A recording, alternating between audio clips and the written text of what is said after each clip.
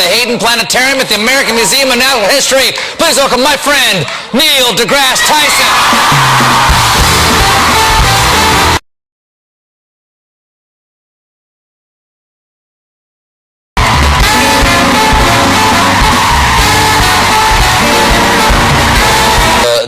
You're holding a vast lead on anybody else on this show. You've been on 9 times. Yeah. 9 times. Number 2. Do you know who number 2 is? No. John Oliver. Is that 6. right? 6. Oh, okay. Yeah. Okay. Anyways.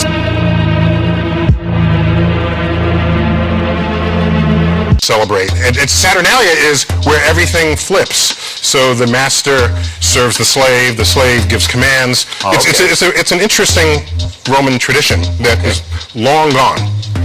All right. But I'm just saying, it's in that time of the year where the sun is basically reborn. So it's solstice celebrations. And Christmas was put there to be a good place to sort of bring in all the pagan worshipers who were already celebrating that time of year. And it worked. Yeah, it worked. Yeah. Oh, yeah. We won.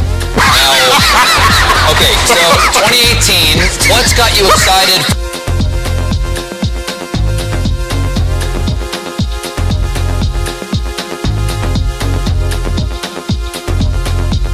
Excited for not only won, wait, just to be clear, okay. Not only won there, yeah. You won the calendar race too. Huh? The world's calendar is the Gregorian calendar after Pope Gregory.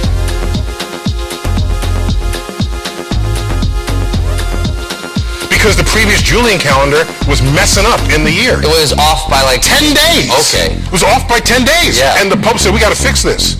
So the Pope fixed it. Pope? Well, Pope, his Jesuit scientists. Okay. Yeah, the Jesuit priests were like the academic order of the...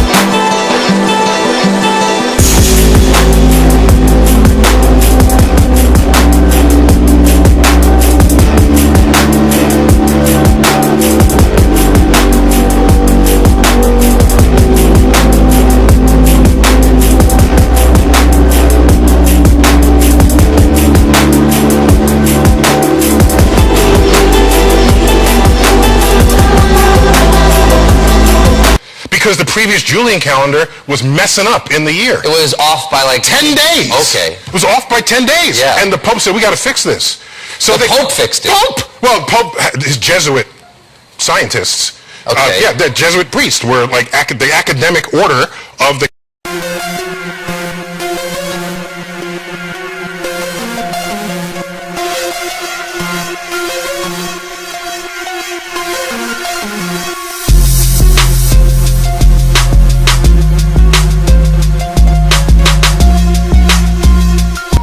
This is Castel Gandolfo, 18 miles south of Rome.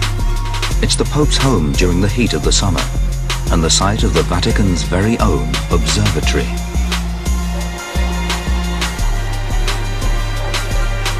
Here, the Vatican's astronomers, all Jesuit priests, are using technology and exploring ideas that would have horrified the papacy in Galileo's time, searching for evidence of life way beyond planet Earth. We've found hundreds of stars now that have planets. Many of them might be systems that could have Earth-like planets.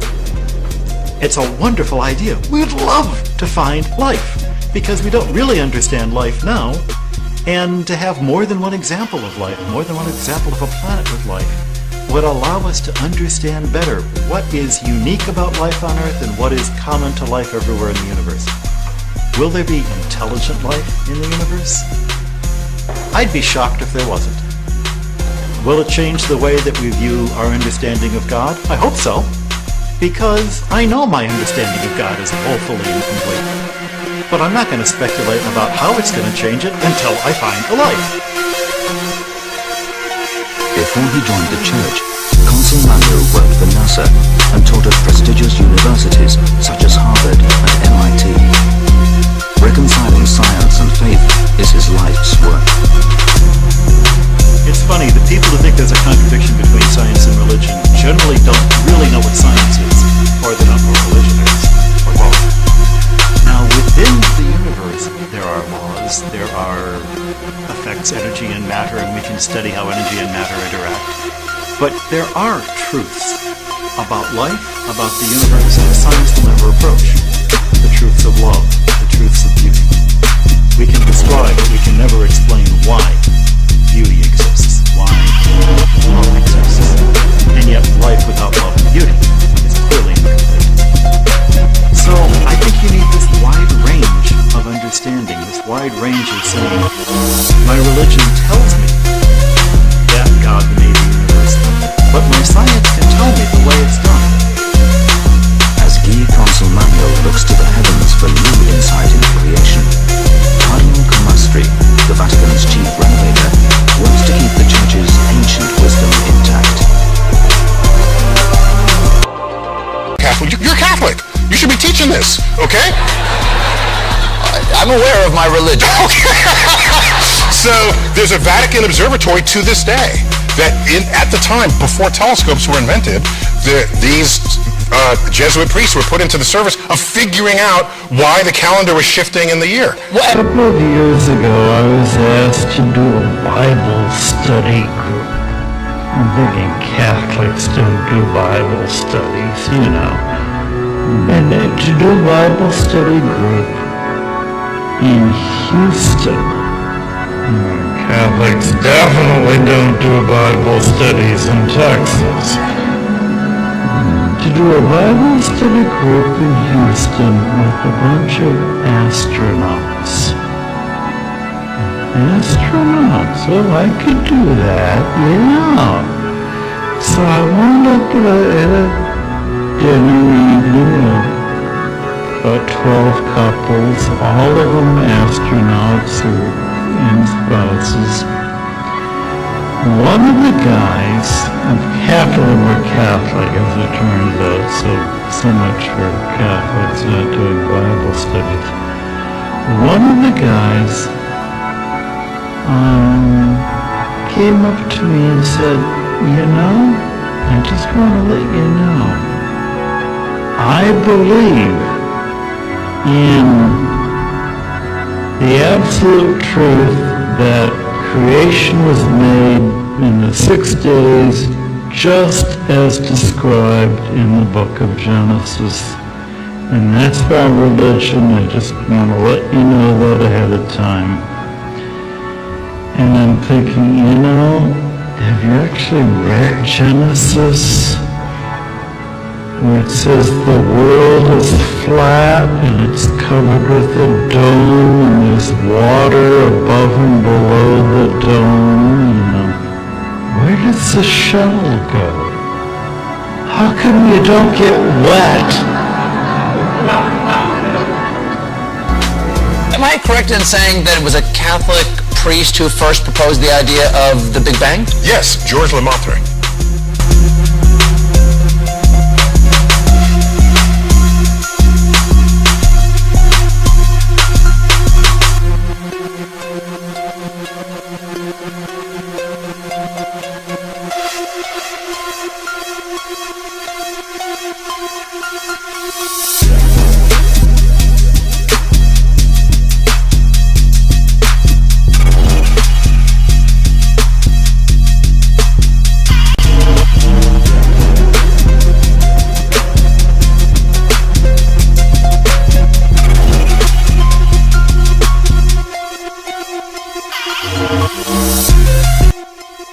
Catholics have been in there in multiple... You don't have to tell me. Okay. I'm Team RC.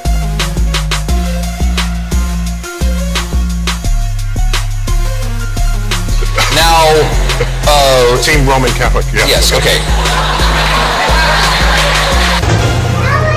Look what I made for you.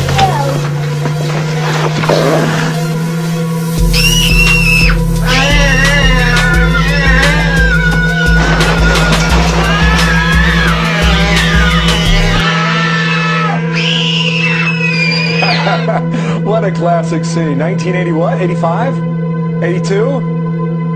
Lizzie here on the floor tells us that's the year she was born.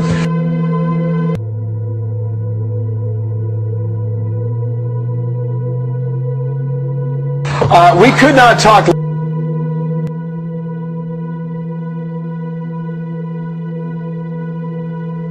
Life on Other Planets without the classic clip from E.T. right there.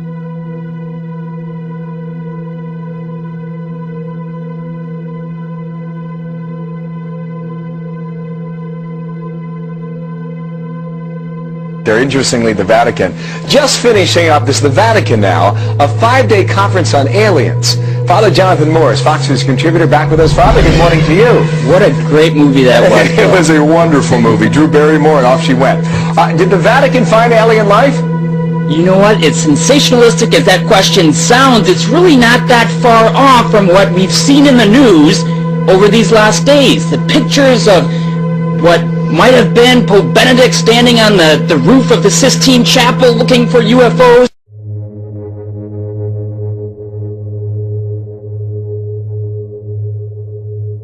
That's the type of images that this news conjures up.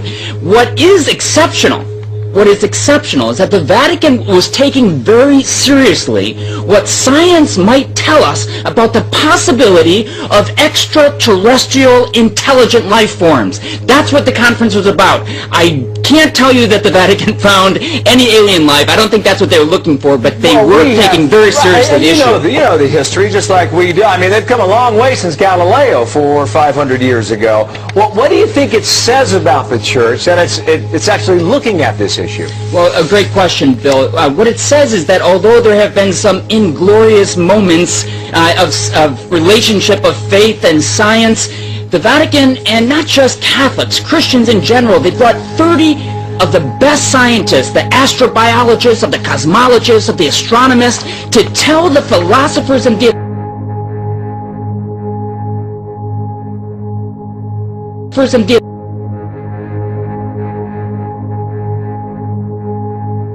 theologians what they already know about the possibility of something that could happen. Now, what they're trying to do is get out of the story, get out ahead and say, what if we were to find life outside of this planet? What does that tell us about the doctrine of original sin, of Adam and Eve? And their point here is that we have to allow science to lead us in what is their field, without going into it with ideology saying we know that God doesn't exist. I think that's a great point. Now, you as a Roman Catholic priest, you're open to science, is what you're saying, correct? Without a doubt, not only open, Bill, but we have to respect science in its own field. How would it change the Church's teaching then? Well, if you consider for a moment, if you determine that there is extraterrestrial life there. Well, one thing would be fascinating would be not only extraterrestrial life, but if you were extraterrestrial intelligent life forms. That would definitely make us go back and say, maybe our understanding of perennial truths needs to be updated. Now, the way we look at it is this. It's not about whether or not God was the creator, but rather how he created. It's not a question of whether original sin, this Adam and Eve story, is true or not, but our understanding of how that played out. So it's growing in our understanding of perennial truths. I think that's an interesting explanation there. And I think also if it were determined, Father, that would be an earthquake, would it not? It would be. It would be, and especially if the Vatican were